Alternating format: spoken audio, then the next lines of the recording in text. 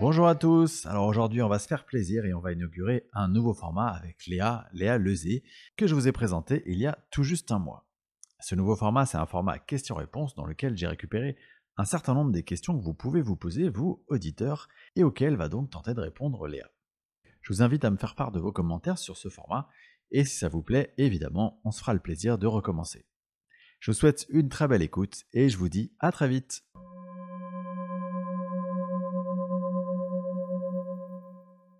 Salut Léa, et écoute, c'est un grand plaisir de te retrouver, quelques semaines seulement après notre première vidéo, et d'autant plus un plaisir qu'on va inaugurer ensemble un nouveau format sur ce podcast qui est un format questions-réponses. Yes, merci beaucoup de m'inviter. Moi, je suis toujours open pour ce genre d'échange et ces sujets-là en plus que tu présenteras, mais qui me passionnent énormément.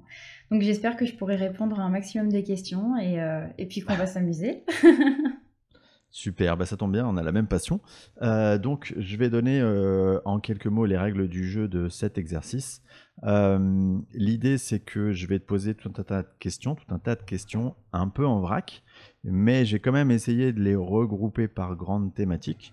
Donc, il y a 4 thématiques qui sont les défunts, la réincarnation, les guides et notre expérience d'incarnation sur Terre. Et voilà, et à l'intérieur, il y a pas mal de questions. Donc, l'idée, c'est que tu puisses, toi, un peu te connecter, savoir me répondre selon ce qui te vient. Et puis, si possible, de manière concise, en tout cas pas trop développée, c'est un peu le challenge, pour pas que la vidéo fasse 12 heures, même si ça serait passionnant. Ouais. Forcément, on perdrait quelques personnes au passage. Je me permets juste un petit truc avant de commencer. Ouais. Moi, ce que je voudrais dire aux gens qui nous regardent, c'est que effectivement, je vais donner des réponses sur des concepts et des choses qui finalement passent par mon prisme de compréhension actuelle. C'est-à-dire qu'on ne parle pas de vérité immuable et tout ce que je vais pouvoir dire finalement, c'est voué à être amélioré, étoffé, retravaillé, reconsidéré. Et peut-être même que moi-même, je me regarderai plus tard en me disant en fait, là, je rajouterais peut-être ça à ma réponse. Ouais. Donc voilà, c'est important d'avoir l'humilité de se dire que c'est le prisme d'une personne et ne remettez pas en question toute votre vie, votre expérience parce que je dis noir et que vous pensez blanc. Voilà. Super, merci d'avoir fait cette précision parce que effectivement, j'en parle souvent et c'est très important pour moi, cette notion d'angle de vue. Il n'y a pas une vérité, mais il y a des vérités et quelque part, chaque angle de vue apporte sa propre vérité. Tout à fait. Donc, merci pour ça, c'est hyper important de le préciser. Avec plaisir. Donc, c'est parti. Alors, sur les défunts, la première question, c'est est-ce qu'un défunt doit forcément totalement se désimprégner de l'incarnation qu'il vient de terminer avant de pouvoir se réincarner? Alors, il n'y a pas de est-ce qu'on doit pas. Moi, je reste assez, pas persuadée, mais en tout cas, je reste assez connectée à l'idée de conserver ce qui nous est utile et ce qui nous paraît juste et de délaisser ce qui n'est pas forcément juste. Je pense que cette question-là, elle aborde l'incarnation comme étant finalement l'existence dans un temps linéaire, ce qui est le cas effectivement pour nous en tant qu'être incarné. Mais ce qu'il ne faut pas oublier, c'est qu'il y a une interconnexion entre chaque incarnation. C'est-à-dire que toutes nos extensions de conscience sont connectées les unes aux autres. On n'est pas forcément connecté de manière pleine et entière à toutes nos extensions de conscience, parce que ce serait un joyeux bordel, hein, autant se le dire. Mais, mais par contre, pour certaines incarnations, on va être connecté à un certain nombre d'extensions de conscience parce que ces expériences en interconnexion viennent ajouter une sorte de plus-value d'information, d'expérience, de connaissances, même de liens d'âme, de liens avec les personnes qu'on connaît dans nos existences. Donc, je dirais qu'il n'y a pas de devoir de désimprégnation. Je dirais plutôt que de manière juste, on se déconnecte des extensions de conscience d'autres incarnations qui n'ont pas forcément d'utilité et qui viendraient juste rajouter du brouhaha pour l'esprit. D'accord. Voilà. Et si, par exemple, je termine une incarnation dans laquelle je finis avec encore en moi des sentiments de colère, d'injustice, de vengeance, ou genre de, tu vois, Mm. d'éléments un peu négatifs, est-ce que il serait nécessaire de se les enlever, entre guillemets, avant de pouvoir se réincarner? Ou est-ce que, quelque part, bah, je peux encore me les trimballer après? Alors, là, ça fait partie des réponses où j'ai pas forcément... mon concept n'est pas figé. Ma manière de percevoir les choses n'est pas figée, donc c'est voué à évoluer clairement.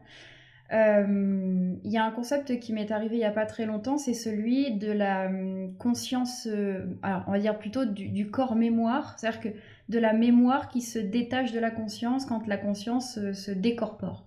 C'est-à-dire, moi, Léa Lezé, je décède, voilà, je pars de l'autre côté. Eh bien, il y a cette mémoire, j'ai envie de dire ce corps mémoire qui peut rester sur Terre, c'est-à-dire les Hmm. mémoires émotionnelles, les mémoires d'expérience. Il y a une partie qui peut rester sur Terre justement parce que c'est trop dense, c'est pas forcément... comment dire, c'est pas forcément quelque chose qui est voué à être emmené de l'autre côté. C'est aussi pour Ouais. ça, c'est la différence, et je vais essayer de pas switcher dans les thèmes que tu veux aborder, mais parfois on perçoit certains défunts mais qui ont l'air un peu inertes. On a l'impression qu'ils sont un peu perdus. Il y a pas vraiment, on sent qu'il n'y a pas de prise de décision, etc. Bah, généralement, c'est on a accès directement à ce corps mémoire. La conscience du Hmm. défunt, elle est déjà partie ailleurs. Ouais. Donc, du coup, je me suis perdue. C'était quoi déjà la question? Excuse-moi.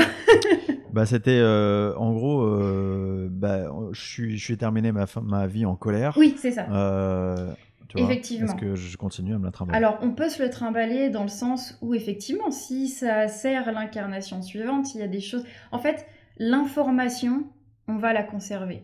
L'information, de l'émotion, de la colère, tout ça, on va forcément la conserver. C'est de l'information. C'est pas quelque chose d'extérieur à la conscience.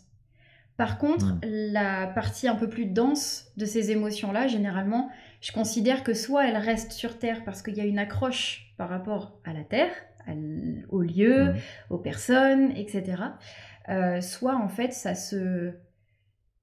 Voilà, c'est juste, ça se termine avec le mouvement de Ouais, conscience, ça quoi. C'est s'évapore, quoi. ça. Hmm. Hmm. Oui, on peut dire que Ok. ça s'évapore. Là, j'ai envie de dire, le concept, je l'ai pas abouti suffisamment pour te dire ça s'évapore ou ça reste là, ou ça... Ok, Point d'interrogation. pas de souci. Est-ce que nos défunts, ils ont accès à nos futurs potentiels? Ah, c'est une bonne question, ça. Alors, est-ce qu'ils ont accès à nos futurs potentiels? J'ai envie de dire ça dépend des défunts. Parce qu'en fait, la conscience, quand elle se décorpore, encore une fois, quand elle passe de l'autre côté, toutes les consciences ne vont pas avoir le même état de conscience, Hmm. ne vont pas atteindre les mêmes endroits, et donc ne vont pas avoir accès aux mêmes informations. Alors je parle toujours d'expérience, hein, donc mon expérience elle reste limitée dans cette incarnation.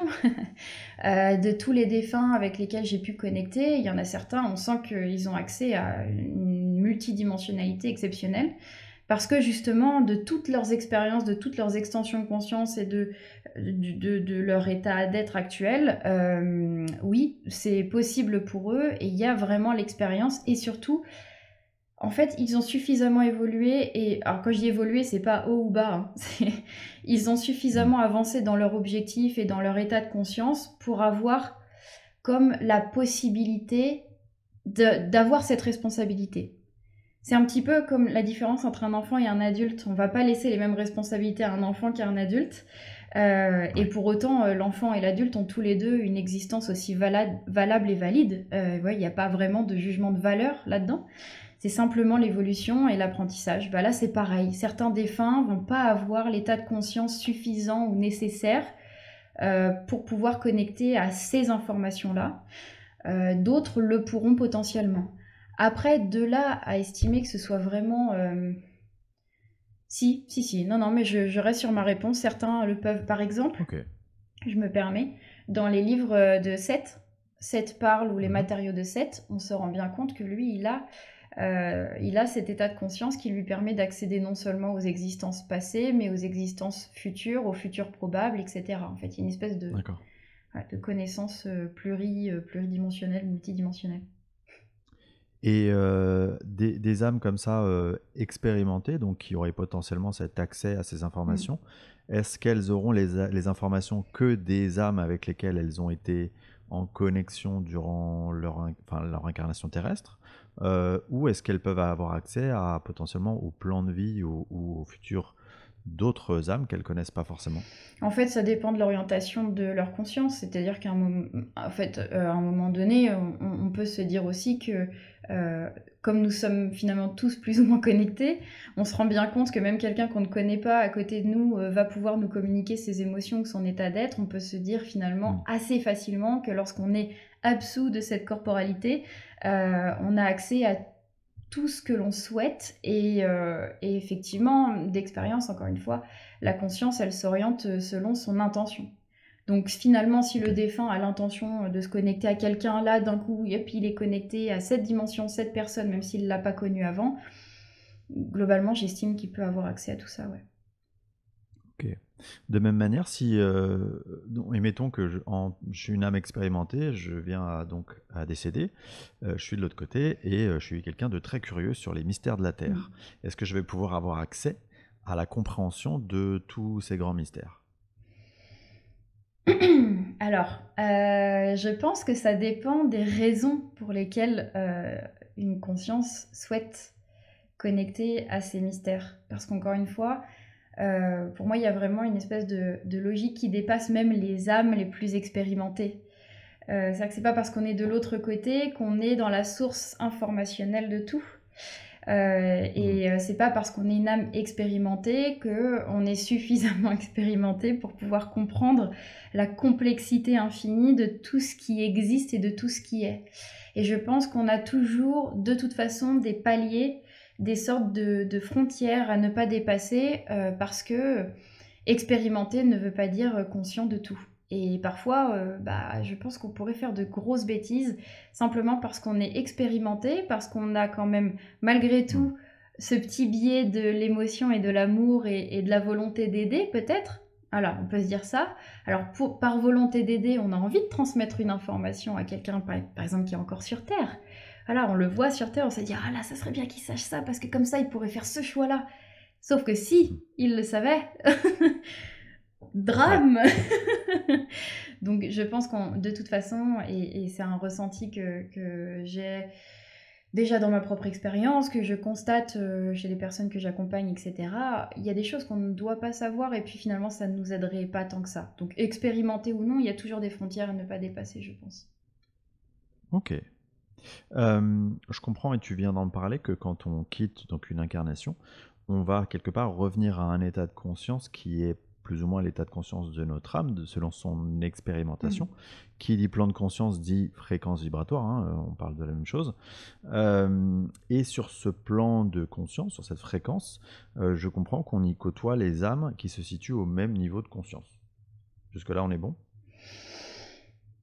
Et je dirais Oui ou non? que pour apporter une petite subtilité, j'estime qu'on a quand même une marge de manœuvre. C'est-à-dire que, et moi j'aime souvent l'image de l'échelle. J'aime bien donner cette image-là parce que je trouve qu'elle est parlante. Mettons que tu sois au troisième barreau de l'échelle au niveau de ton état de conscience. Ben, tu vas quand même avoir accès à quelques barreaux au-dessus et quelques barreaux en dessous. C'est aussi ce qui fait par exemple qu'un médium au quotidien, parfois il va pouvoir connecter avec des guides ou des êtres qui sont un peu plus évolués, ou parfois des êtres qui le sont un peu moins, ou alors des êtres qui sont dans un état de fréquence un peu plus élevé et d'autres un peu moins. Il y a toujours une marge de manœuvre. Cette marge de manœuvre, en fait, elle dépend aussi, encore une fois, je pense, de ton expérience et de ta connaissance en tant qu'esprit, quoi, tout simplement. Mais pour moi, il y a une marge de manœuvre. Donc après, on peut estimer que finalement c'est la même chose, peut-être même en plus vaste. Il y a quand même une marge de manœuvre, une marge de connexion à différentes dimensions, un peu plus vaste que notre propre dimension de conscience. D'accord. Dans cette logique-là, est-ce qu'on peut imaginer que, je sais pas, mettons qu'une âme, tu vois, elle quitte son incarnation et elle est restée vraiment ancrée dans des croyances Mhm. qui font qu'elle recrée son univers Mhm. lié à ces croyances-là. Mhm. Euh, et que cette âme, imaginons qu'elle ait relativement peu évolué, elle a côtoyé durant son incarnation sur Terre des âmes beaucoup plus évoluées, peut-être dans sa famille. Est-ce que dans cet état qu'elle a créé, dans cette nouvelle réalité qu'elle se recrée après de son départ, est-ce qu'elle peut, est-ce qu'elle va être quelque part isolée dans cette réalité, loin de ses autres âmes, ou est-ce qu'elle va quand même avoir accès à ces autres âmes? Alors, moi j'aimerais juste préciser une chose par rapport à ma conception. C'est que pour moi, quand une conscience s'isole dans un état mental qui est créé finalement par ses peurs et ses convictions, on parle vraiment de conscience et pas forcément de son âme. Parce que son âme, elle, c'est vraiment la source d'information. C'est son état primordial, c'est-à-dire l'état, j'ai envie de dire, omniscient. Donc en fait, ce qui va s'enfermer dans un état mental particulier, c'est vraiment l'extension. Alors moi, quand je parle d'extension de conscience, encore une fois, je donne des images pour expliquer. J'aime bien parler de la pieuvre. Pour moi, l'âme, c'est la tête de la pieuvre. Et chaque incarnation, chaque extension de conscience, c'est une tentacule. Et en fait, la pieuvre, elle a, je crois, 9 cerveaux, parce que je crois qu'elle a 8 tentacules plus sa tête.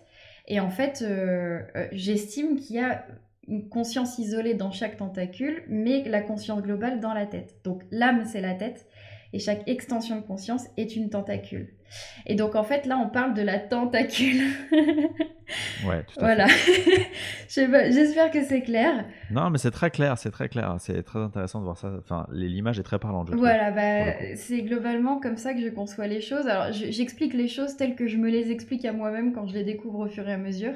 Hmm. Et en fait, effectivement, quand une conscience s'isole dans un état mental, parce que là, on parle finalement d'une sorte d'état mental, enfin, c'est pour moi à cheval entre un état mental et un état imaginaire. Hmm.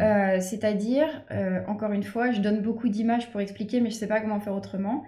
Je vois un peu les choses comme un fruit qui aurait donc le noyau, la pulpe et la peau.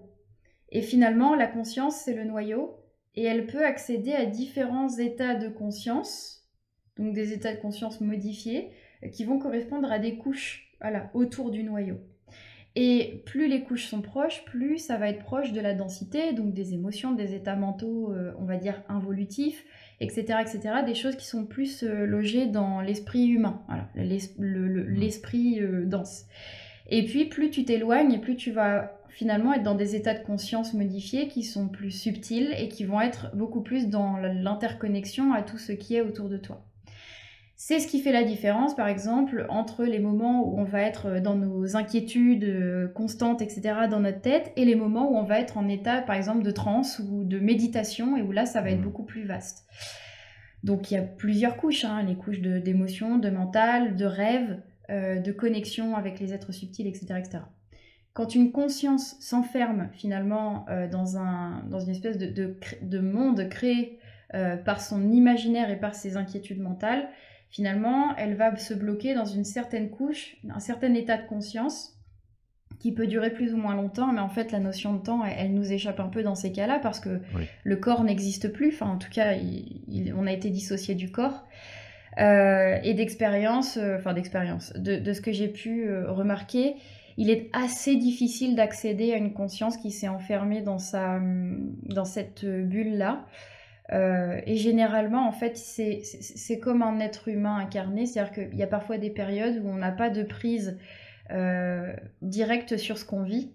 Et les autres autour ont beau nous parler, communiquer avec nous, c'est presque comme si on les entendait pas. Il y a on est comme hypnotisé, alors c'est pas toi que je vais apprendre ça, c'est Ouais. même plutôt toi qui vas me l'apprendre. Mais il y a une espèce d'état de... Alors peut-être que du coup tu pourras rectifier ce que je dis, mais comme une espèce d'état d'hypnose où finalement c'est comme un entre-deux.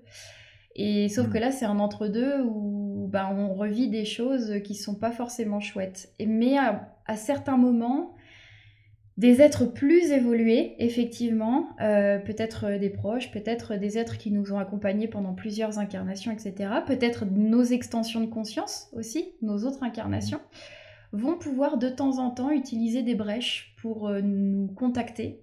Ça ne veut pas dire que ça va fonctionner tout de suite. Mais en Mhm. tout cas, ce sont des essais, et puis à un moment donné, voilà, enfin, cette conscience qui s'est enfermée elle-même va finir par sortir de ce truc-là, en fait. Mais c'est difficile, Ouais, c'est très difficile d'atteindre une conscience qui est dans cet état-là, ouais.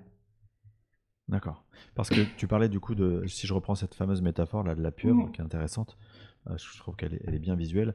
Cette super conscience, l'âme, qui avec ses tentacules là, a quelque part la compréhension de tout ce qui se joue et la connaissance de tout ce qui se joue.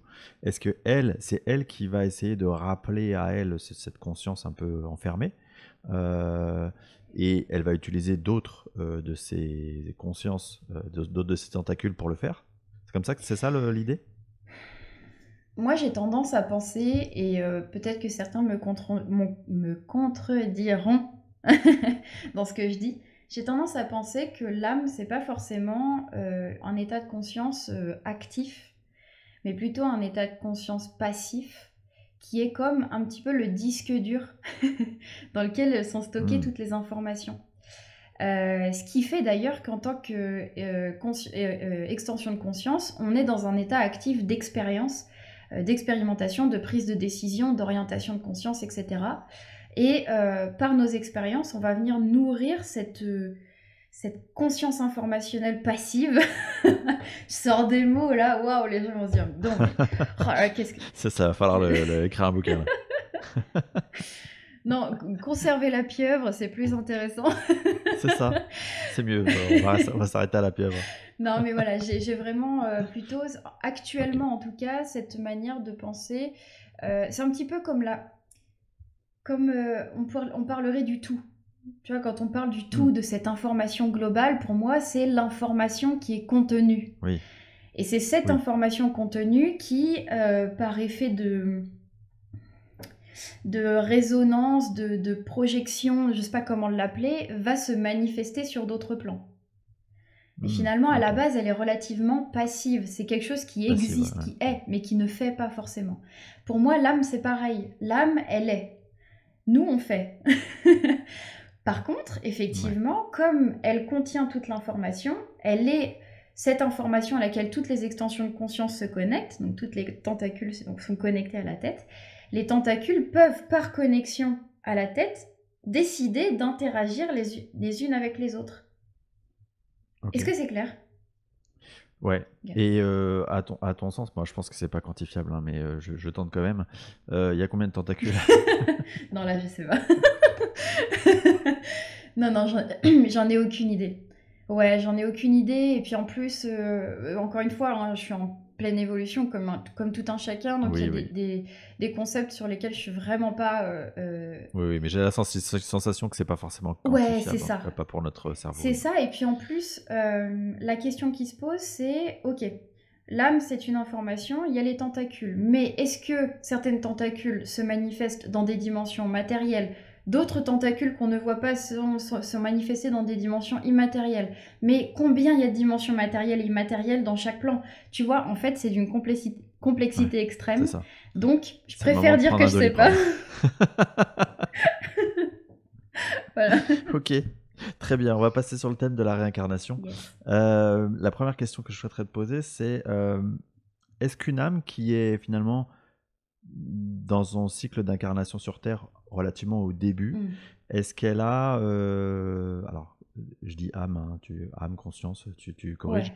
mais est-ce qu'elle a tous les éléments quand elle revient sur les plans subtils pour décider elle-même de sa prochaine incarnation, ou est-ce qu'elle est plutôt guidée, ou est-ce qu'on lui dit, tu vois, dans une première partie de son cycle d'incarnation, c'est plutôt d'autres âmes plus expérimentées, d'autres des guides, d'autres énergies qui vont l'aider à concocter un peu son parcours.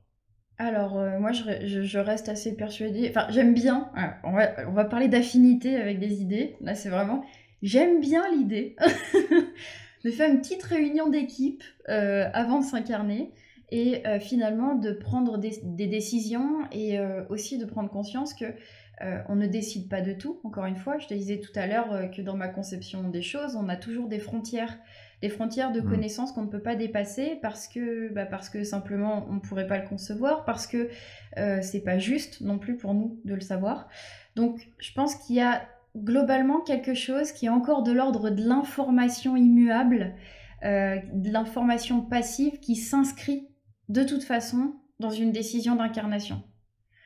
C'est ce qu'on voit aussi dans les thèmes astrologiques, etc. C'est que finalement, j'en parlais avec Cécile, une amie qui a un compte intéressant qui s'appelle Food Astro. J'en parlais avec elle, elle me parlait de programmation, et qu'elle avait l'idée de l'astrologie comme étant une programmation d'incarnation. Eh bien, c'est finalement un petit peu ça, et pour moi, c'est cette information immuable qui finalement s'inscrit dans l'incarnation au moment où on prend la décision de s'incarner. C'est un peu la part de non maîtrisable qui fait un peu opposition ou complémentarité au libre arbitre. Tu vois? Et Ouais. les deux s'imbriquent Ouais. ensemble et forment la sphère de l'existence. Va falloir penser à déposer des concepts après cette Ouais, vidéo. voilà, il va y avoir beaucoup de copyright. Non, je rigole, je n'oserais pas faire ça. À l'opposé, une âme qui aurait fini son cycle d'incarnation sur Terre et qui, imaginons, viendrait sur Terre pour, par plaisir, en tout cas, on ne vient jamais que par plaisir, mais en tout cas pour aider, dans d'autres intentions. Est-ce qu'on peut imaginer que cette âme-là, imaginons que dans sa vie, elle a des actions pas très sympas, elle se crée une sorte de karma qui l'oblige à revenir s'incarner sur Terre alors qu'elle a fini son cycle d'incarnation. Tu vois ce que je veux dire ou pas? Est-ce qu'une âme, en gros, qui a fini son cycle d'incarnation, elle peut créer un karma qui va l'obliger à repartir dans une sorte de matrice ou pas?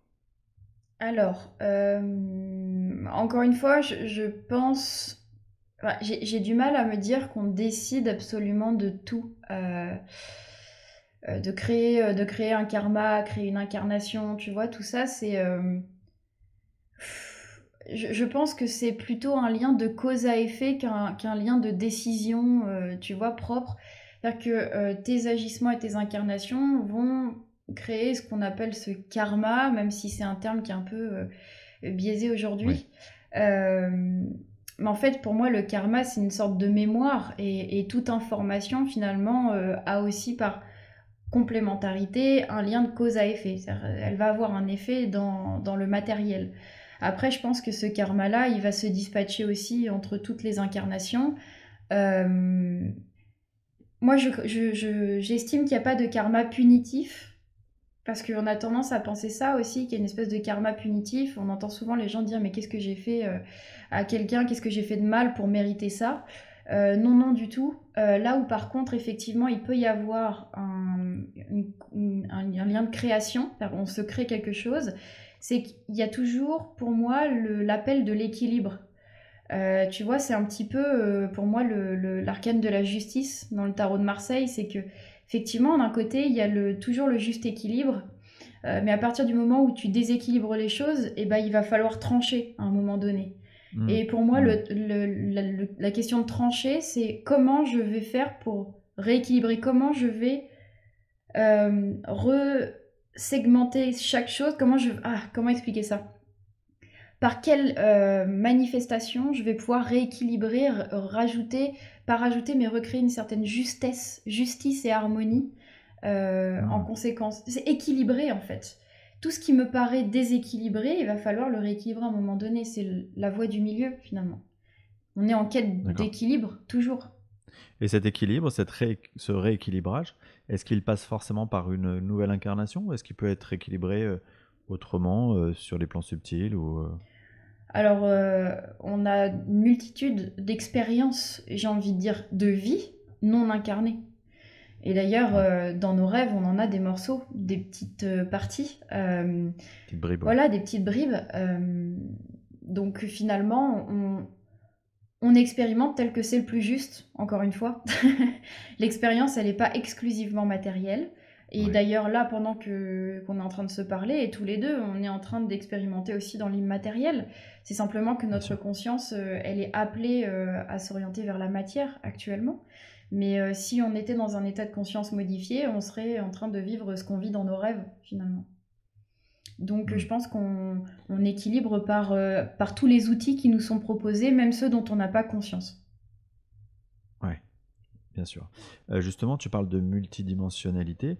Donc, tu as dit tout à l'heure, effectivement, que la notion de temps et d'espace, quand on est désincarné, elle est plus du tout la même. Mhm. Euh, Ça veut donc dire que ce qu'on appelle nos vies antérieures, elles sont pas vraiment antérieures, mais elles sont plutôt parallèles, parce que tout se déroule quelque part en même temps, Mhm. Ah, oui, simultané, parallèle, on peut ouais, simultanément. ouais. Voilà.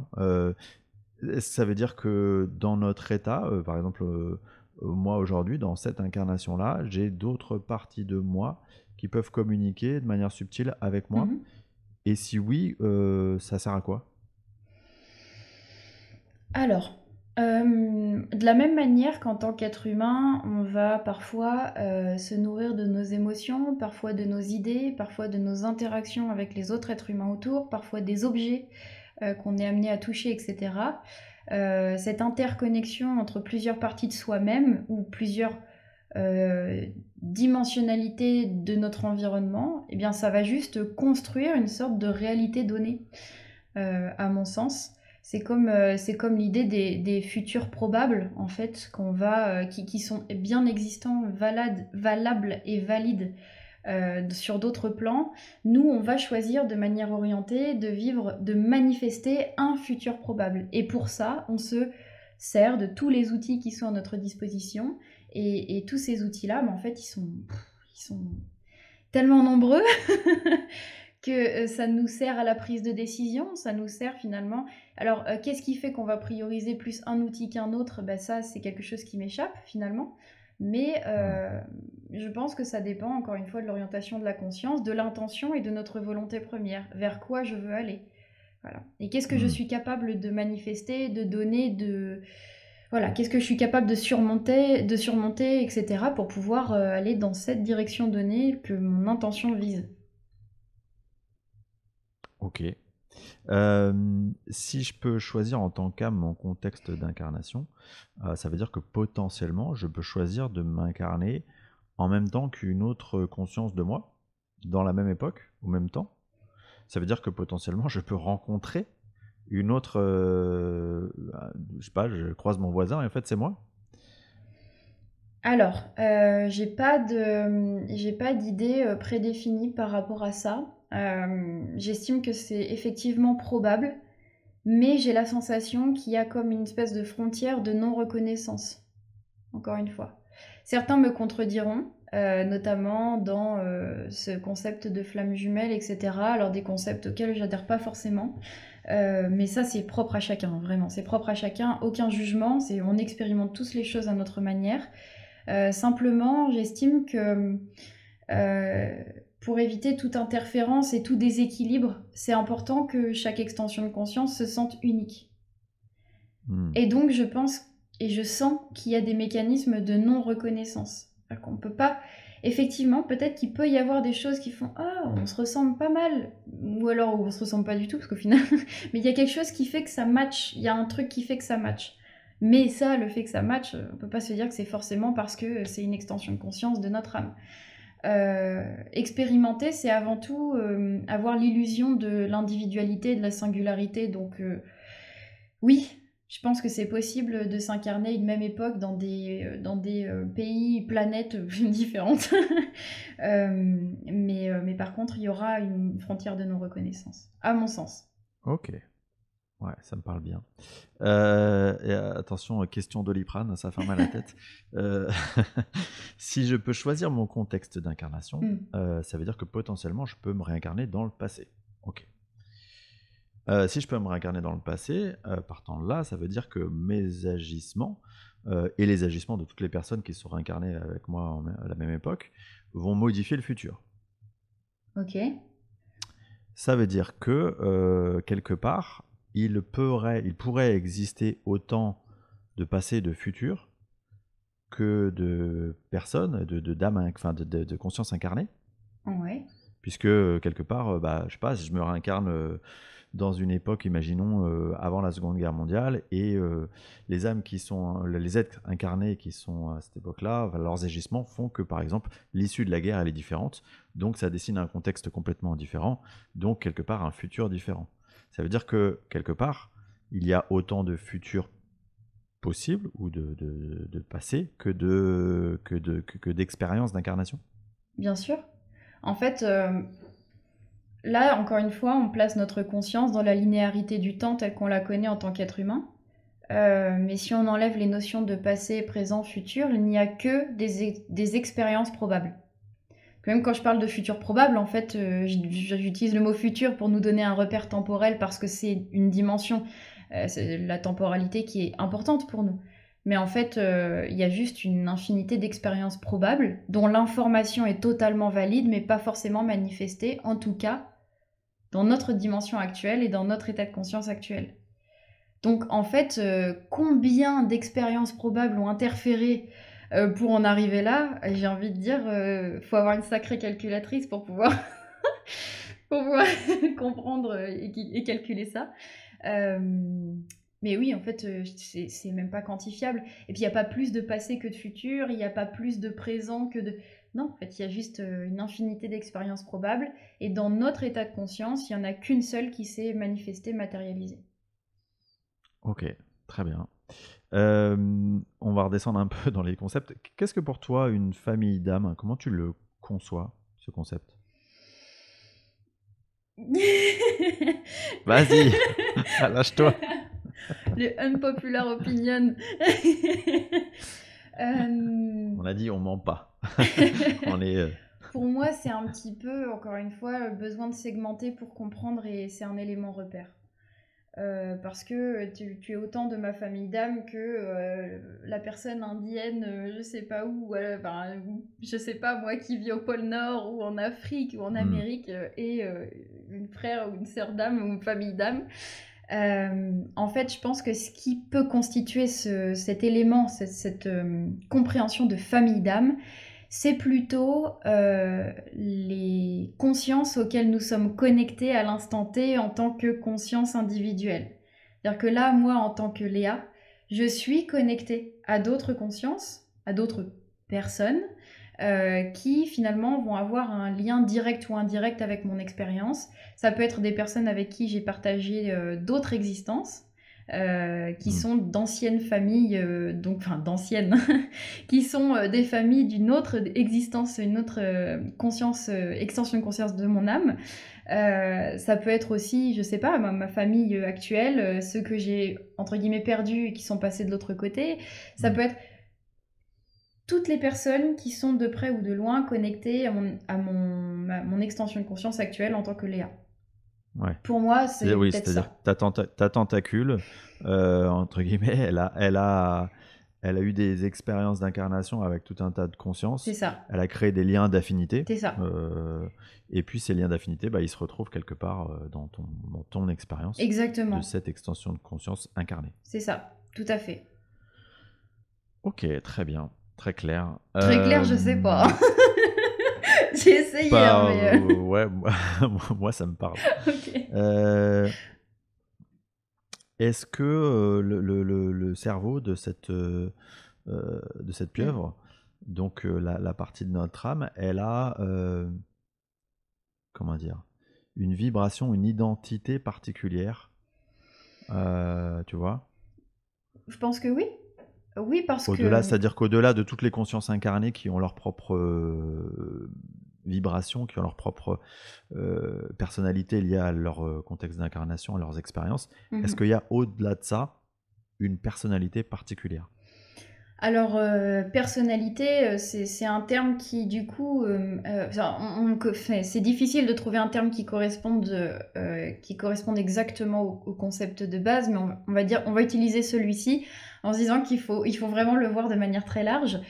Oui, bien sûr, parce que ça me paraît être un non-sens de considérer que notre âme n'est pas une individualité d'une certaine manière, parce que sinon ça signifierait qu'elle est le tout.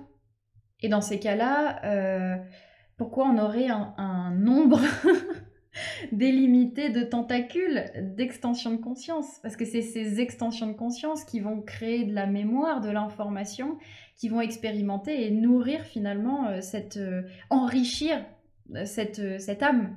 Donc je pense que cette âme, elle est une portion du tout. Tu vois, c'est vraiment l'effet de l'échelle, encore une fois, l'effet de projection d'une extrême subtilité à une extrême densité. En fait, l'âme, elle est un premier palier de densité de l'information primordiale du tout. C'est-à-dire qu'il y a l'information primordiale du tout, et puis finalement, par projection de densification, bah, il y a notre âme, et puis après, il va y avoir notre esprit, puis après, il va y avoir notre mental, et puis tu vois, et puis notre corps. Donc oui, je pense qu'il y a effectivement une singularité, une individualité, parce que sinon, le concept d'âme serait un non-sens. Ok. Est-ce que quand on est sur le point de s'incarner sur Terre, en tant qu'âme, enfin en tant que conscience du coup, je change mon vocabulaire à chaque fois, on a une certaine appréhension, on a peur? Alors, oui, surtout dans les paliers intermédiaires entre le moment où on a choisi de s'incarner et le moment où on s'incarne. C'est-à-dire qu'encore une fois, à chaque fois, on parle de 3, 4 dimensions de conscience, enfin d'état de conscience, mais en fait, il y en a tellement. Pendant certains soins, notamment, je me suis retrouvée dans des états des états de conscience intermédiaires dans lesquels la personne se crée comme un environnement cocon en attendant de s'incarner. Et ces dimensions cocon, en fait, elles peuvent être par exemple occupées pendant la gestation du bébé. Tout le monde ne vient pas à partir du moment où l'embryon commence à se former, tu vois. Il y en a certains qui vont venir un peu plus tard, d'autres qui vont faire des tuk-tuk-tuk-tuk-tuk, des allers-retours. Il y en a qui vont arriver seulement à la naissance, et notamment, effectivement, il peut y avoir ces états de conscience intermédiaires où on observe un peu le truc en se disant bon, ok, là, ça Et veut dire pourquoi je suis revenu? va falloir que j'y aille, les gars, je voudrais bien revenir en fait, j'ai changé d'avis. Oui, oui, je reste assez persuadée qu'il y a certains moments où on n'a Ouais. pas envie de venir. Et c'est aussi ce qui va créer une certaine forme d'interférence et peut-être même des pathologies, des états anxieux ou des choses comme ça. C'est pas la seule raison, bien sûr, hein, parce que vous avez des états anxieux que vous n'avez pas voulu venir sur Terre. Il y a une multitude de raisons, mais en tout cas, dans cette raison-là d'appréhension d'incarnation, et ben effectivement, on peut retrouver après, durant l'incarnation, des pathologies ou des choses qui sont un peu des stress Ouais. post-traumatiques. Tu vois. Ouais, ouais, je comprends. D'accord, c'est intéressant ce que tu dis, et du coup, ça me fait écho à un livre qui s'appelle Les 9 marches d'Anne Givaudan, Hmm. que je vous recommande parce que c'est vraiment exactement ce que tu Ah, décris. je ne l'ai pas lu, donc Euh, c'est avec. et ben Je voilà, connais Anne tu vois. Givaudan, mais j'ai pas lu ce livre par contre. Et ben en fait, c'est simplement un livre qui parle justement d'une conscience qui va s'incarner et qui décrit toutes les étapes par lesquelles elle passe, et notamment de ces fameux cocons qu'elle se recrée Très avant de intéressant. s'incarner. Ah bah Voilà. écoute, je Donc, vais parce que j'ai pas encore lu de choses là-dessus, donc ça m'intéresse d'avoir un point de vue extérieur pour le coup. ok. On va passer au thème suivant qui est les guides. Euh, alors, sur les guides, il y a une première question que j'ai déjà posée à d'autres personnes, mais j'aimerais bien avoir ton avis là-dessus. C'est, je m'étonne qu'il n'y ait pas de consensus entre tous les médiums qui existent sur l'accompagnement de nos guides. À savoir, est-ce qu'on a un guide qui nous suit du début jusqu'à la fin? Est-ce qu'on en a plusieurs? Est-ce qu'on en a des guides qui se succèdent? Est-ce qu'on a un guide qui a, comment dire, qui est là sur toutes nos incarnations? Enfin, comment pour toi ça s'articule, cet accompagnement? Alors déjà, alors, je vais donner une première image qui, je trouve, représente bien ma conception des... On va parler de dromadaire. Non, je rigole. Euh, Dis donc, très intéressant cette image.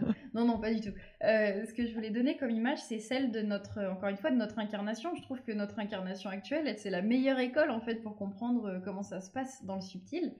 J'ai envie de dire, dans notre existence actuellement, on va peut-être se choisir entre deux personnes et par exemple, on va dire notre mari ou notre femme ou notre époux, épouse ou si on n'est pas marié, peu importe. Mais en tout cas, on va généralement se choisir une personne qui va nous suivre pendant un bon paquet d'années. Parfois, c'est toute notre vie, parfois c'est une partie de notre vie assez longue. Et puis, on va avoir des amitiés aussi. Mais les amitiés, du coup, c'est un petit peu moins fusionnel dans le sens où généralement on ne vit pas avec nos amis, où c'est pas le même lien. Et puis on va aussi avoir nos voisins. Et puis nos voisins, on va se dire bonjour des fois. Et puis en fait, on a besoin d'une tondeuse pour la pelouse. Et ben, on va demander aux voisins qui nous prêtent une tondeuse. Et puis il va y avoir simplement ces rencontres du hasard qui fait qu'à un supermarché, on va rencontrer quelqu'un, on va avoir une conversation qui va tout changer ou qui va nous donner un déclic. Eh bien, c'est à peu près l'image que j'ai des guides. C'est-à-dire que pour moi, on se choisit, on se lie à d'autres consciences qui vont nous suivre, que l'on va suivre sur un plus ou moins long terme. Il va y avoir des liens plus rapprochés, des liens qui le sont un petit peu moins. Il va y avoir des rencontres occasionnelles qui justement vont se faire par le hasard des rencontres et parce qu'à un moment donné, c'est juste. Moi, je pense vraiment qu'effectivement, on fait des choix. Alors peut-être qu'on fait des choix de se suivre sur plusieurs incarnations. Et peut-être qu'à un moment donné, il y a une incarnation, finalement, le lien ne va pas se faire parce qu'il n'y a pas forcément d'intérêt non plus. Je pense qu'il ne faut pas se leurrer. Une conscience, elle ne va pas se donner, je ne vais pas dire corps et âme, mais âmes et âmes. Elle ne va pas se donner entièrement à une seule autre conscience. Un guide, il ne va pas se donner entièrement à nous. Je pense que ça serait peut-être manquer un petit peu d'humilité, parce qu'en fait, une conscience, elle est encore une fois multidimensionnelle, elle a une multitude d'expériences, et en simultané, un guide va pouvoir guider d'autres personnes, va pouvoir expérimenter sur d'autres plans en même temps, et ça n'empêche pas qu'il se donne avec beaucoup d'amour et qu'il donne avec beaucoup d'amour pour nous. mais voilà, ça définit pas une identité, je suis le guide d'eux, et puis c'est tout. Voilà. Oui, donc ce que tu dis, c'est qu'il y a, en fait, il y a autant de possibilités que de personnes, quelque part. C'est en fait en fonction des choix et C'est des ça, c'est une affinités. question de Ouais. connexion, question d'affinité, question de décision. Enfin voilà, quelqu'un peut décider de s'incarner pour suivre une autre personne. Ça n'empêche pas que si tu t'incarnes pour, entre guillemets, accompagner un proche, tu vas pas vivre toi-même tes propres expériences durant cette incarnation. Donc moi, cette idée par exemple, de l'ange gardien qui se donne tout entier à une seule conscience incarnée, non, ça me parle pas tant que ça. Par contre, ça n'empêche pas une conscience puisse donner beaucoup, avec beaucoup d'amour, beaucoup d'intensité et de volonté. Ouais. Et en dehors de nos guides, donc de ces êtres, de ces énergies dont c'est la mission pour le coup, quelles autres énergies peuvent nous accompagner dans une incarnation? Tu vois, dans le subtil, hein, évidemment. J'ai envie de dire, encore une fois, c'est très vaste à chaque fois que je parle, mais c'est vrai que j'ai du mal à figer les choses. On peut très bien être accompagné par une mémoire, un égrégore. On diabolise les égrégores, mais parfois, en fait, un égrégore est plutôt une aubaine et un cadeau momentané. On peut être accompagné par des consciences issues de dimensions diverses et variées. On peut être accompagné par des êtres de la nature. On peut être accompagné par des consciences j'ai envie de dire végétale, animale. On peut être accompagné par une multitude de consciences. Tout dépend finalement de notre signature personnelle à nous. Quand je parle de signature, c'est vraiment cette personnalité subtile, cette signature c'est presque comme l'empreinte digitale, quoi. Il y en a pas deux comme la mienne, il y en a pas deux comme la tienne. Et en fait, j'ai envie de dire, on est composé d'autant d'énergie que de lignes sur notre empreinte. Et voilà, c'est ça qui va faire qu'on va se connecter plutôt à des consciences animales, des consciences végétales, des consciences de la nature, angéliques. Et comment est-ce qu'on peut conscientiser, tu vois, c'est peut-être pas nécessaire de le faire, mais quand on est incarné, comment on peut conscientiser tout cet accompagnement, la dimension de cet accompagnement, les différentes êtres qui nous accompagnent? Alors, il faudrait faire une mise à jour tous les jours parce que, encore une fois, d'expérience, je me rends compte que parfois je suis accompagnée même pendant 1 heure de ma journée par une conscience subtile qui, je sais pas, qu'elle passait par là et puis elle s'est dit j'aime bien ce qu'elle fait, je vais intervenir et puis après je retourne. Elle a vu de la lumière. C'est ça. Pardon, j'ai oublié ta question encore une fois. Ben non, mais comment est-ce qu'on peut le connaître, le Oui, savoir comment on peut le quelque part, savoir? qui nous accompagne? Je pense qu'encore une fois, c'est une loi d'affinité. C'est-à-dire qu'on va se rendre compte au quotidien qu'on est attiré par un sujet, qu'on est attiré par une dimension particulière. Ça nous parle, quoi. On comprend pas trop pourquoi, mais à un moment donné, par exemple, on a envie de tout savoir sur les dragons, on a envie de tout savoir sur les archanges, on a envie de tout savoir sur les extraterrestres, de telle planète en particulier, ou de l'intraterre. Et tu vois, pour moi, c'est cette espèce d'affinité intuitive pour un sujet, c'est très grossièrement dit, hein, mais une dimension ou une signature particulière, ça montre qu'à un moment donné, il y a une connexion, il y a un truc qui se crée. Alors ça veut pas dire que parce qu'on s'intéresse aux extraterrestres, on est forcément un extraterrestre. Encore une fois, c'est pas parce que je m'intéresse au travail d'une personne que je suis cette personne, tu vois. Il y a vraiment juste une loi d'affinité qui peut nous donner de très gros indices sur ce à quoi nous sommes connectés, finalement, avec qui nous sommes connectés. Pour revenir à nos guides, est-ce que... tu vas me dire que ça dépend. Est-ce que nos guides ont été incarnés? Est-ce qu'ils ont été incarnés en même temps que nous? Ça peut. Ça peut, effectivement. Alors en même temps que nous, c'est-à-dire maintenant, avant, Non, en linéarité. Dans d'autres vies simultanées, imagine. Eh ben, c'est tout à fait possible, bien sûr. Parce qu'à partir du moment où un lien d'amour se crée, et là, on parle pas de l'amour, je t'aime et je veux me marier avec toi et on est des amoureux. Non, non, là, on parle vraiment du lien d'amour qui transcende tout, qui n'est absolument pas limité et qui, je pense, est l'un des seuls éléments de notre existence qui existe dans toutes les dimensions sans limite. À partir du moment où un lien d'amour se crée, il y a finalement un lien de conscience, un lien d'âme, et il y a des espèces d'interconnexions. Ça me fait un peu penser à la toile d'Internet, tu vois. Quand on fait des schémas de la toile d'Internet, on se rend compte que, en fait, il y a des connexions de partout. Et en fait, c'est tout à fait juste pour quelqu'un qui a vécu avec nous dans une autre existence de choisir, par exemple, de nous accompagner sur un autre plan après. Parce que ça va autant servir son évolution propre que la nôtre, et puis ça maintient ce lien, en fait, ce lien d'amour qui est juste un... Il n'y a même pas besoin de raison, parfois. c'est vraiment... ça transcende la raison, le pourquoi et les choses un peu figées, quoi. Ok. Quand on parle d'accompagnement, on imagine les guides qui sont là. Ça, c'est un concept facile à concevoir. Et puis, on imagine, parce que c'est aussi, je pense, notre représentation, notre manière de se le représenter, une sorte de hiérarchie au-dessus avec des anges et des archanges. Est-ce que c'est juste de se l'imaginer comme ça, premièrement?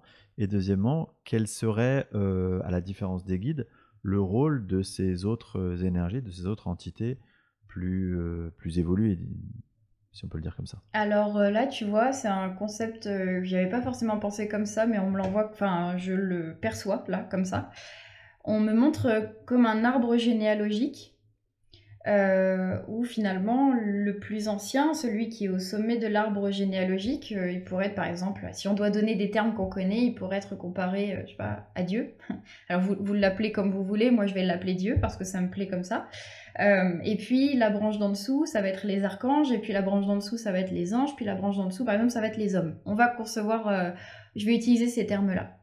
Ben, ce qu'on est en train de me dire, c'est que finalement, comme je le disais tout à l'heure, Dieu décide de se manifester en s'individualisant d'une certaine manière. Donc de l'un, on passe à deux. Et puis ces archanges-là, finalement, eux-mêmes vont se densifier et donner, tac, 4 anges. La conscience étant légèrement plus limitée. Et puis finalement, ces anges-là vont décider de se densifier encore un petit peu, et ça va donner finalement l'incarnation des êtres humains. Donc en fait, Là où on a l'impression qu'un archange c'est quelqu'un, un ange c'est encore quelqu'un d'autre mais qui n'a rien à voir, et puis un homme c'est encore quelqu'un d'autre qui n'a rien à voir, moi j'ai envie de dire, en tant qu'hommes, nous sommes tous issus de consciences plus vastes, que l'on pourrait nommer des anges, et puis ces anges-là sont issus d'une seule conscience plus vaste qui sont des archanges, et puis tout ça en fait ça nous mène à la source de tout ce qui est Dieu, l'univers, la source. Tout à l'heure, tu parlais de cet amour inconditionnel. Est-ce que tu penses qu'on peut accéder à cet amour dans l'expérience d'incarnation terrestre? Alors, oui, oui. D'une manière limitée, mais oui. Parce qu'en fait, cet amour dont je parle, c'est le socle de tout ce qui est. Et donc finalement, c'est imprégné dans tout, c'est tout en fait. Je sais pas comment expliquer ça autrement, c'est notre constitution.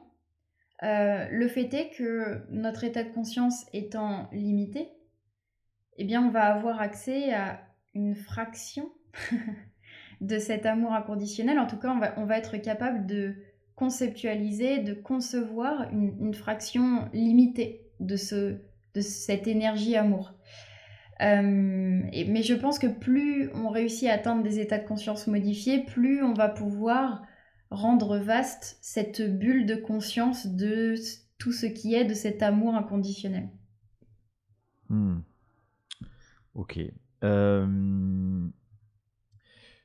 Il y a certaines théories qui parlent du fait que l'expérience sur Terre, c'est une expérience, c'est une sorte de matrice, tu sais, on emploie souvent ce terme-là, et que quelque part, il serait très difficile de s'extraire de cette matrice d'un point de vue d'évolution. Qu'est-ce que tu en penses, toi? Alors, c'est une extrême bonne question, parce que je disais justement il y a quelques jours à une amie que j'étais pas encore totalement au point sur cette idée-là. En fait, le questionnement que j'ai aujourd'hui, c'est est-ce que finalement, dans cette question de la matrice, on n'est pas encore dans une sorte de dualité où il faut sortir du mal pour finalement réaccéder de nouveau à ce qui est bien? Est-ce que finalement, cette matrice, matriarche, cette mère, comment dire, cet environnement mère qui fait qu'on existe en tant qu'être humain, ce n'est pas simplement une frontière qui nous permet de nous incarner sur Terre en ayant justement cette frontière de connaissance, tu sais, qui finalement, si cette frontière n'existait pas, on aurait cette omniscience, omnipotence qui ne permettrait pas l'incarnation individuelle et singulière telle qu'on la vit aujourd'hui. Alors je pense qu'encore une fois, quand on parle de matrice, il ne faut pas non plus penser qu'il n'y a qu'une matrice, parce que cette fameuse matrice, elle peut se décliner sur différentes dimensions. Il y a cette matrice que l'on peut contrôler et que l'on peut... Oui, j'ai envie de dire contrôler parce que c'est péjoratif comme terme quand je l'emploie, ce terme de contrôle. Donc, qu'on peut contrôler par le mental, par une volonté qui est même rarement juste. Et puis il y a cette matrice qui est finalement comme une sorte de structure, un petit peu comme on a besoin de murs dans notre maison pour définir un espace, parce que c'est quelque chose dont on a besoin en tant qu'être humain. Je pense qu'il y a différentes matrices. Il y a celles qui agissent de manière involutive, celles qui agissent de manière évolutive. Et dans tous les cas, je pense qu'on se détache de ces matrices-là lorsqu'on a atteint un certain état de conscience. Mais je n'ai pas encore d'avis figé. De toute façon, mes avis sont jamais figés. Mais en fait, disons qu'il y en a certains qui sont voués à durer un certain temps. Là, il n'y a même pas de quoi durer un certain temps. Voilà. On reviendra dans quelques temps, et puis je me serai questionnée un peu plus longuement sur cette question de matrice.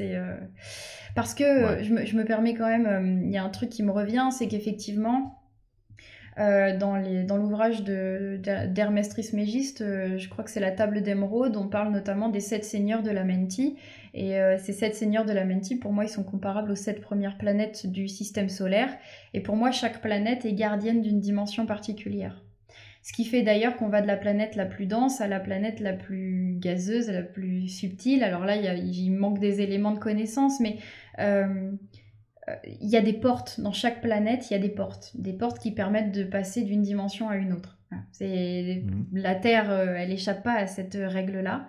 Et pour moi, quand on parle des 7 seigneurs de la Menti, c'est les 7 gardiens des 7 dimensions qui nous permettent d'aller de la densité jusqu'à l'extrême subtilité, mais aussi de l'ignorance à la connaissance, à la pleine connaissance. Et je pense que ces 7 portes, elles ont aussi un rapport avec ces étapes d'incarnation, ce chemin d'incarnation que l'on va vivre d'un début à une fin. Parce que ces 7 seigneurs de la Menti, ils sont les seigneurs de dimensions denses, plus ou moins denses, on va dire, à mon sens. Hein. Donc je pense que ces matrices, ce sont des matrices d'une certaine manière. Et une fois qu'on a réussi à se détacher des premières matrices, eh bien, on a accès à de nouvelles matrices plus vastes, jusqu'à ce qu'à un moment donné, on soit finalement dans une pleine liberté.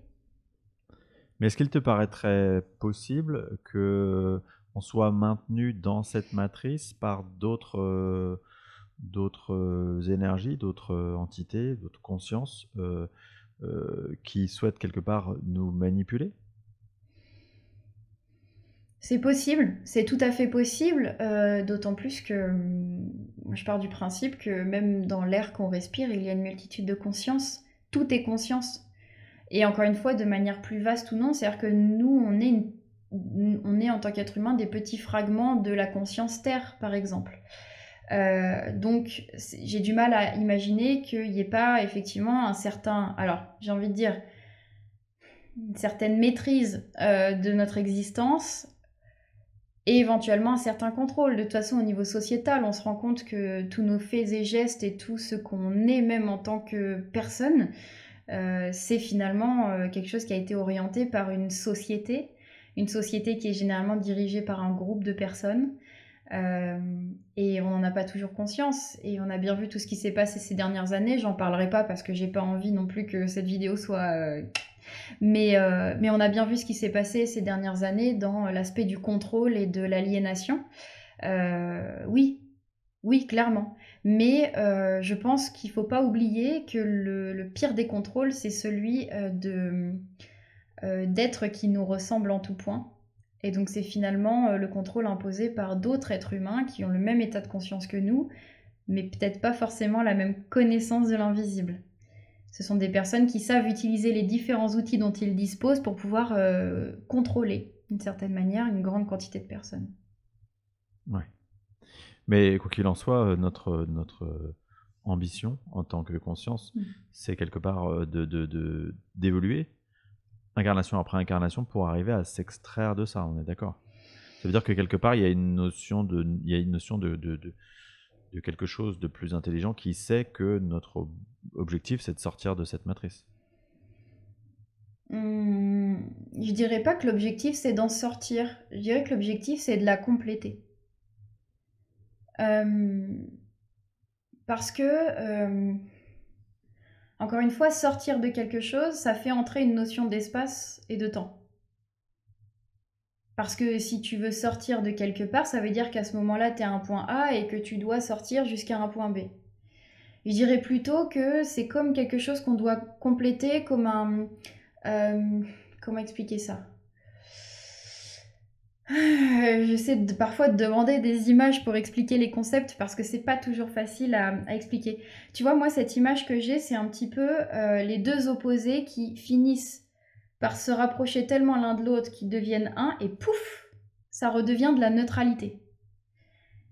Mais la neutralité, ça veut pas dire la non-existence. Ça veut simplement dire qu'il n'y a plus ni de gauche ni de droite, ni de haut ni de bas, il y a juste ce qui est. Dans toute sa splendeur. Et c'est vraiment comme ça que j'ai envie de le dire. Donc je pense que notre incarnation, c'est juste comme l'opposé d'une autre dimension d'existence. Et quand les deux se complètent, quand les deux deviennent similaires, bien elles forment ce tout que l'on fantasme tant. Donc c'est pas sortir de quelque chose, mais c'est le compléter. C'est le... Ah ouais. Il me manque des mots. Non, bon, on voit, enfin, moi, effectivement, sans pouvoir non plus l'expliquer, ouais. J'arrive plus à parler. Je vois ce que tu veux dire, effectivement. Ok. Ok. Euh, Est-ce qu'on peut rater son expérience d'incarnation sur Terre? Raté, tu as dit? Ouais, rater. Je sais pas, je suis venu, je m'étais fixé tels objectifs, telles expériences, je suis passé complètement à côté. Alors, faisons une mise au point. Vas-y. On a été éduqués dans cette société dans l'idée qu'il faut réussir. Réussir selon certains concepts, selon certaines normes, selon des choses que l'on... selon des paliers de hauteur, des paliers de grandeur. Il faut atteindre la norme suprême. Hein. D'ailleurs, il y a une école quand même en France qui s'appelle Normal Sup. Tu vois, c'est vraiment l'élite, c'est l'élite de la normalité qui réussit vraiment. Waouh, c'est incroyable. J'ai envie de dire, si on sort de notre société, et par exemple qu'on va dans un autre pays qui a une société totalement différente, et qui n'a pas été américanisé, qui n'a pas été ordre mondial, si on sort de tout ça, de cette condition-là, c'est quoi réussir? Donc en fait, on se met tous une pression extrême à l'idée qu'il faut surtout pas passer à côté de notre incarnation, mais je crois que le meilleur moyen de passer à côté, c'est d'oublier qu'on est juste vivant, qu'on vit des expériences, qu'on fait des choix au fur et à mesure. Oui, effectivement, j'ai la sensation qu'on se donne comme des sortes de... j'ai même pas envie de dire d'objectifs, comme des sortes d'attraits, encore une fois, des espèces d'attirance pour des domaines, des choses. On arrive avec peut-être des prédispositions, on arrive avec des talents, et peut-être qu'effectivement, on ne va pas les utiliser. Est-ce que ça veut dire qu'on a raté notre incarnation? Ouah, franchement, ça rend la vie super chiante, quoi, de se dire ça. Ouais, ça me parle bien et effectivement, je crois que c'est ce que je dis dans l'épisode où je parle de mission de vie, où je dis qu'en fait, on peut pas rater son incarnation parce que quoi qu'il arrive, quoi qu'on fasse, le simple fait d'être incarné, c'est en soi d'apprendre, d'expérimenter, c'est quelque chose de positif C'est ça. qu'on se rajoute dans notre sac à dos. C'est exactement ça. Et pour préciser une petite chose, c'est que depuis quelque temps, je rajoute toujours un conseil après les accompagnements des personnes. C'est que souvent, je leur donne un conseil, je leur dis, bah, je pense que ça pourrait certainement vous faire du bien, etc. Mais n'oubliez surtout pas, le but, c'est de vous amuser. Amusez-vous. Ne vous donnez pas d'objectifs qui vous créent des angoisses.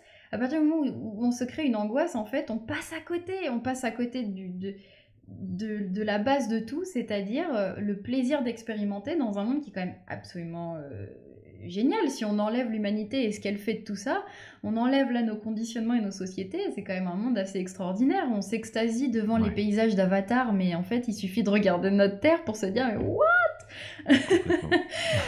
C'est rigolo que tu dis ça parce que dans une séance il y a très peu de temps, on a eu du coup un partage d'un guide qui nous disait, qui disait à la consultante, en réponse à sa question qui était comment comment être sûr que je vais être sur mon chemin.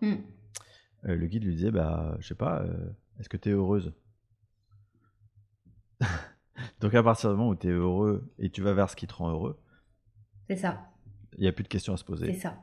C'est ça, et puis c'est vrai que ces dernières années, il y a eu un gros boom de la spiritualité, et on sait très bien que quand quelque chose devient une sorte de phénomène de mode qui est récupéré, c'est récupéré aussi selon les normes de la société qui les a récupérés. Et donc je pense que maintenant c'est extrêmement important de savoir faire la différence entre la spiritualité qu'on vit de l'intérieur et qui n'est pas... C'est pas une activité qu'on a entre 16 et 17 heures le vendredi soir parce qu'on a terminé le boulot. La spiritualité, c'est un état d'être. La spiritualité, c'est l'esprit, c'est nous. Donc il n'y a pas de gens spirituels et de gens qui ne le sont pas. Par contre, il y a des gens qui ont un attrait pour l'invisible et qui ont une connexion avec d'autres dimensions et d'autres qui sont très orientés sur la Terre. Être très orienté sur la Terre, moi je trouve que c'est une extrême qualité aussi, dans le sens où moi je préfère voir quelqu'un qui kiffe sa vie sur Terre que quelqu'un qui me dit « Ouais, mais moi tu sais, je suis un extraterrestre, je suis pas fait pour être ici, je préfère repartir. » Je le tiens moi-même ce discours, donc c'est de l'autodérision quand je dis ça. Tu vois, c'est... Ouais, on en comprend bien la portée. C'est ça. Euh, pour les personnes qui essayent d'avoir cette connexion, en tout cas de travailler cette connexion avec les plans subtils, Mm. et je pense aux guides ou même peut-être aux défunts, aux signes des défunts, euh, est-ce que tu as une astuce à leur donner pour arriver à faire taire ce bavardage mental et justement pouvoir être à l'écoute de ces plans subtils? Alors, je pense que le meilleur moyen de faire taire ce bavardage, c'est de ne plus avoir d'objectif, justement. On parlait tout à l'heure de la notion, juste avant, de la notion d'objectif.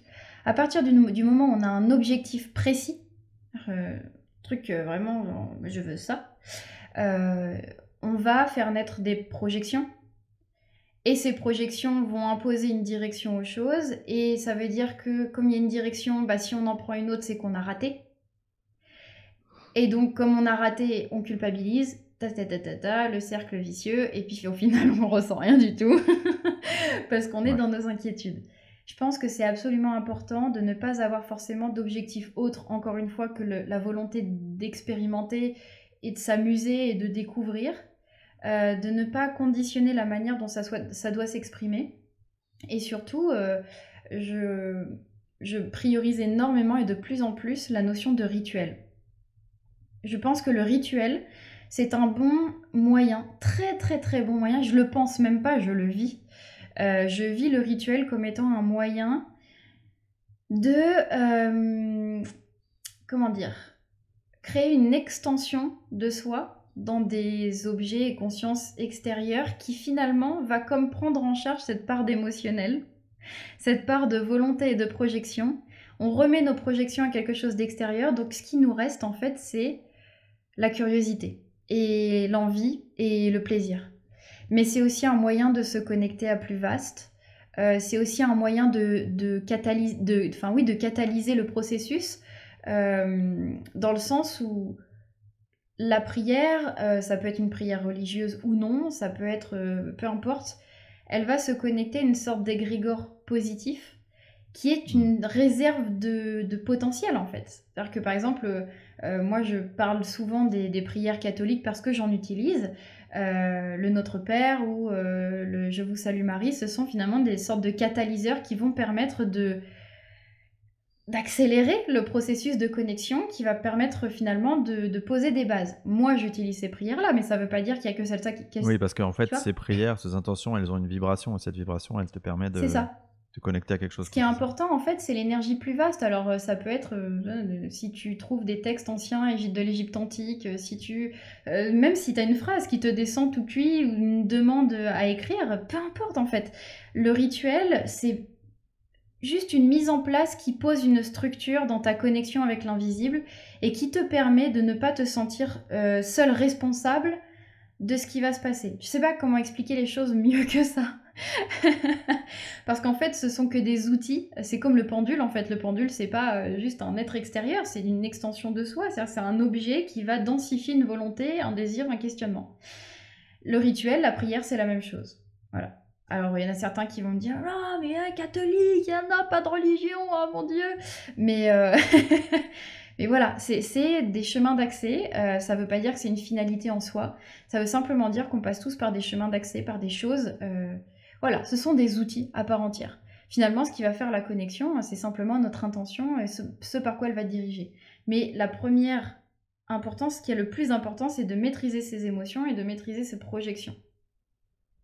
Ok, super. Je vais terminer avec une dernière question, euh, qui est lorsque on croit percevoir, on ressent qu'on perçoit un signe, comment est-ce qu'on est sûr que c'est un signe d'un défunt et comment est-ce qu'on est sûr que c'est un signe d'un défunt en particulier, celui auquel on pense par exemple?